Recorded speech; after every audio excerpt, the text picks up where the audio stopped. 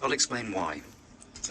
We continue to receive very worrying documentary evidence of the fact that the Ministry of Defense of the United States is directly involved in carrying out in the country dangerous biological projects that look like a secret biological military program.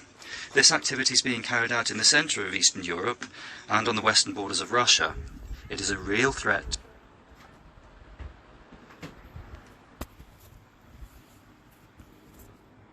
to the biosecurity of our country, the region, and, given the cross-border nature of these biothreats, to the whole world. There is no information on this in the reporting stipulated by the Bio and Toxin Weapons Convention from Ukraine or from the United States, as was confirmed by Mr. Markram. Preventing this dangerous activity is possible only through our special military operation. Since the previous meeting, 2 months have passed and we've received much new evidence. All of these materials we have placed on through the Security Council, and I'd like to draw your attention to the most salient pieces of information here. As comes from the documentation on Project 3007, monitoring of epidemiological and the environmental situation with the proliferation in Ukraine of dangerous waterborne diseases, Ukrainian specialists, under the supervision of American colleagues, have regularly carried out collection of water samples from rivers flowing through Ukraine, including the Dnieper, the Danube and the Dniester, and also the North Crimean Canal. The aim here is to establish the presence in them of specific dangerous pathogens, including cholera, typhoid, hepatitis A and E, and to evaluate the way in which they spread through the water in order to draw conclusions on the ability of these pathogens to incapacitate. Then the collections of these samples were sent to the United States.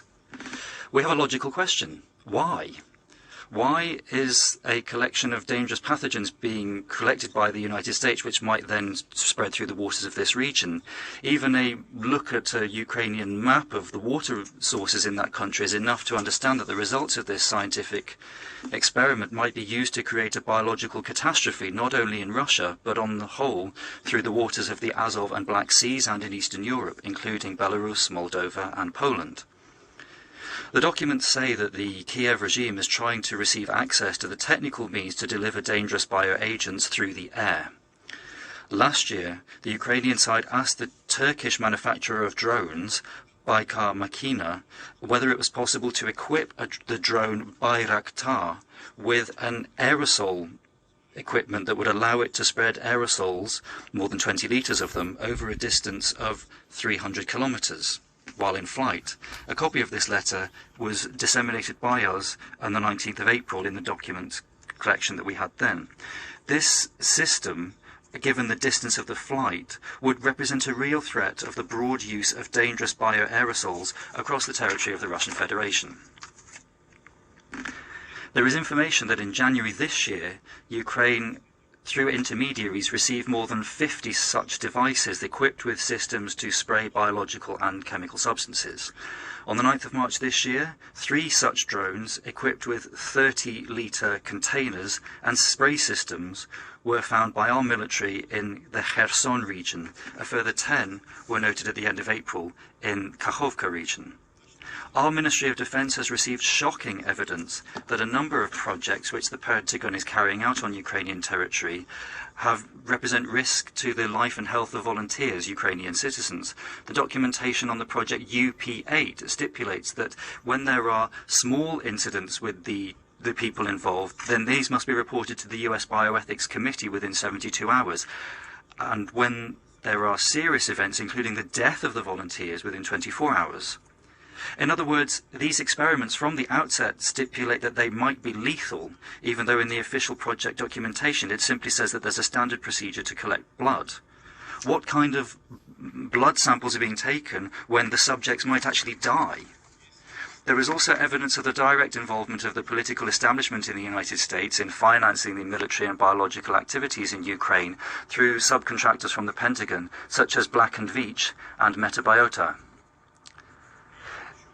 The aims, however, were far from scientific. In a letter from the Vice President of Metabiota in particular, it says that its aim in Ukraine was to guarantee, and I quote, the cultural and economic independence of Ukraine from Russia, end quote.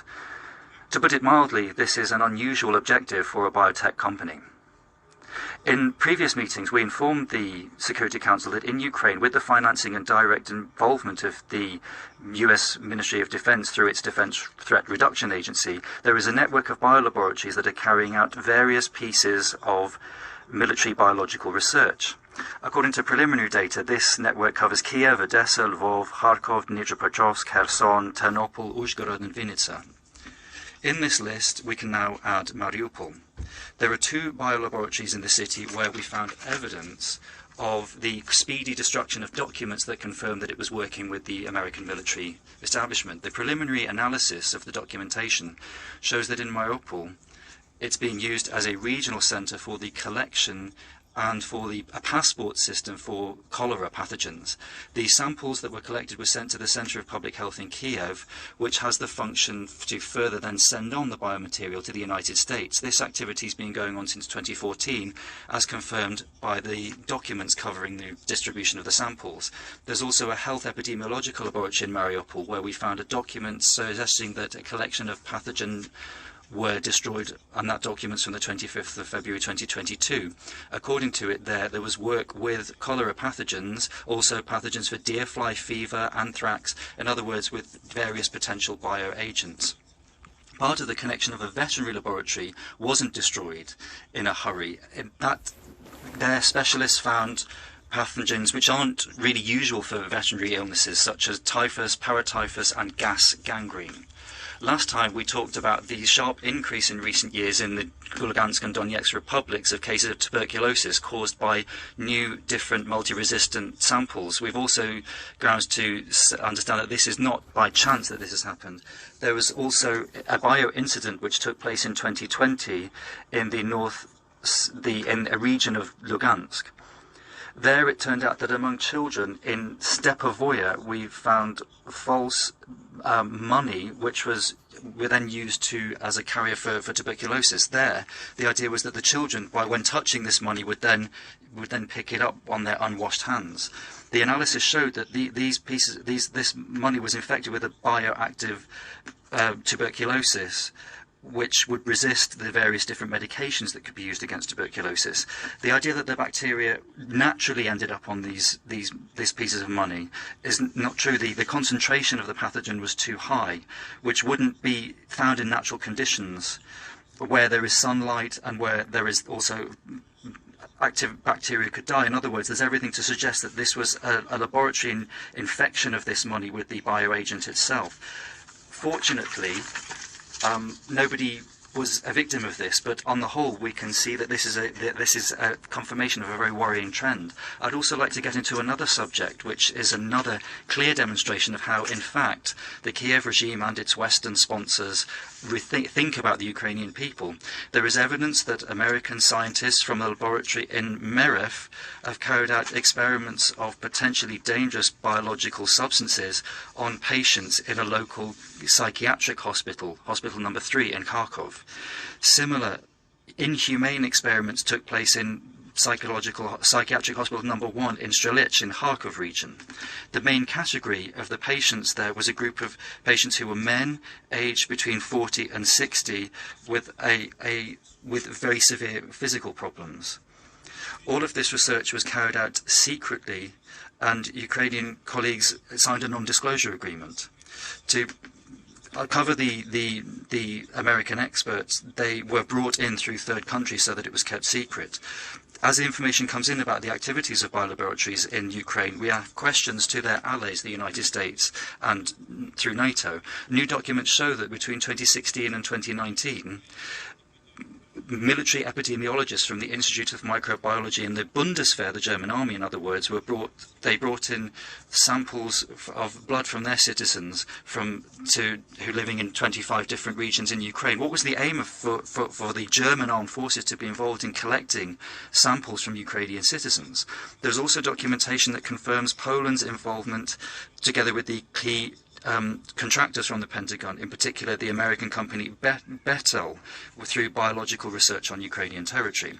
Mr. President, I think that today, once again, we will hear from our Western colleagues that there will be accusations that this is propaganda and there's a lack of evidence. This is why we are devoting a great deal of attention to documentary evidence and to regularly distributing through the Security Council and the General Assembly the originals of these documents, which have come into the hands of our Ministry of Defence. With them, everybody can read these documents. There are hundreds of pages of documents signed by specific people, specific officials in the US and Ukraine.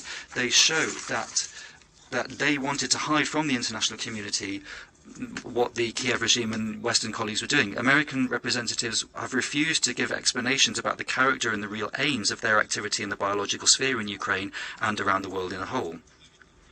In a preparatory document of the 9th Review Conference of the Biological Weapons Convention in Geneva at its session in the beginning of April, the Americans once again did not give any clear answer, besides waving away the idea that the biological activities of the United States by definition were peaceful and useful for the international community.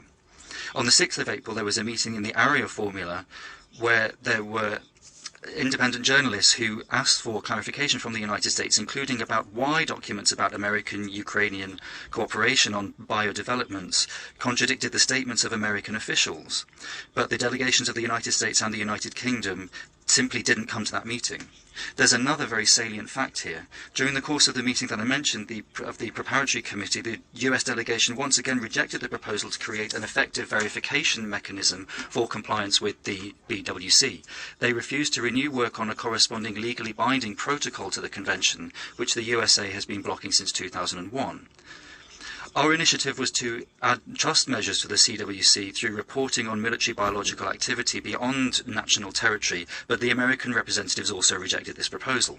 In other words, the United States is deliberately blocking attempts to strengthen the BWC regime, aimed to allow it to effectively keep violating the convention. All of these are very worrying signals, especially given that the American legislation allows for military biological activity, and the national legislation in this sphere has prevalence over the international legislation of the United States. I'd once again like to ask the representatives of the United States, if your wish is for biological laboratories to exist around the world, and in particular in Ukraine, as you say, then if this is truly peaceful, then why do you refuse to deliver them to international controls, and why do you impede the idea that the international community would have the necessary instruments for that control? This would be the simplest way to once and for all get rid of all doubts and accusations if, as you assert, they are completely foundless. Unfortunately, we simply only have another explanation, which is that you have something to hide. Colleagues, we have already accumulated a lot of materials that directly indicate that the United States and Ukraine are violating the BWC rather. We continue to collect these materials and analyze them. Given that the American party is refusing to engage in any constructive discussion on this subject, we plan to utilize the mechanism stipulated in Articles 5 and 6 of the BWC. As soon as work to collect the materials is completed, we will present them to the Council for a investigation. We hope that this will allow us to finally cut off the military biological activity which threatens international peace and security, and to bring those who are guilty to account. Thank you very much. In my role as Council President, I thank the representative of Russia for his statement. I now give the floor to the